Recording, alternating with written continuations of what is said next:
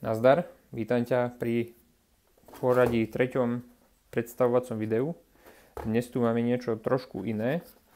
Jedná sa o taký skúšobný nôž, ktorý som vyrábal na skúšku na môj hlavný kanál, kde sa venujem výrobe nožov.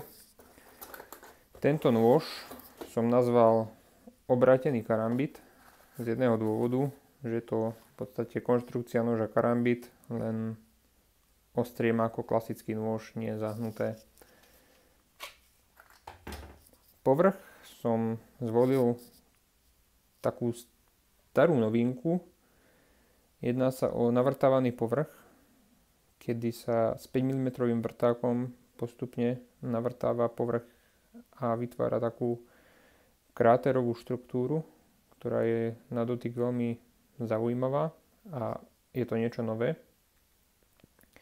Ďalej na ostrí je povrch satín, fazetka vyťahnutá na diamantoch, pozornitosť 3500, zakončená na koženej doske.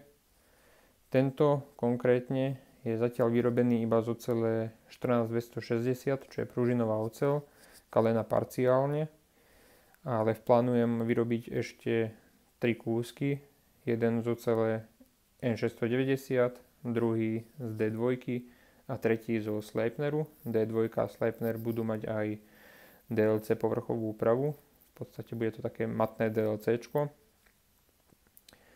Hrúbka je 5 mm, celková dĺžka noža je 21,5 cm, čepel od špičky po začiatok rúčky je 11 cm, hrúbka, ako som povedal, 5 mm, na rúčke je drevo Wenge, ktoré je vykefované, tým sa vytvorí taká drsná štruktúra, ktorá je na dotyk príjemná a dobre sedí v ruke, nešmýka sa, nie je lesklá.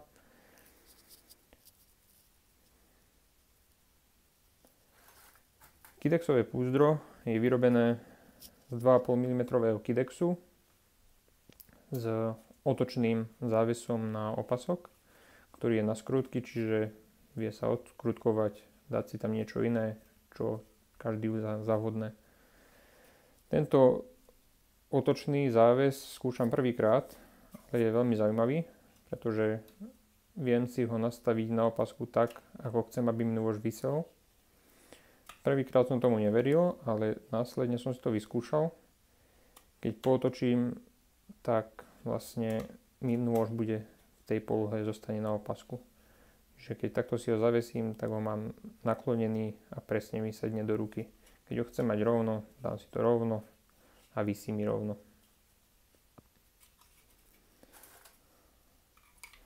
Nôž pekne cvaká v púzdre, drží pevne, žiadna vôľa, ľahko sa vyťahuje, jedným prstom zacvaknem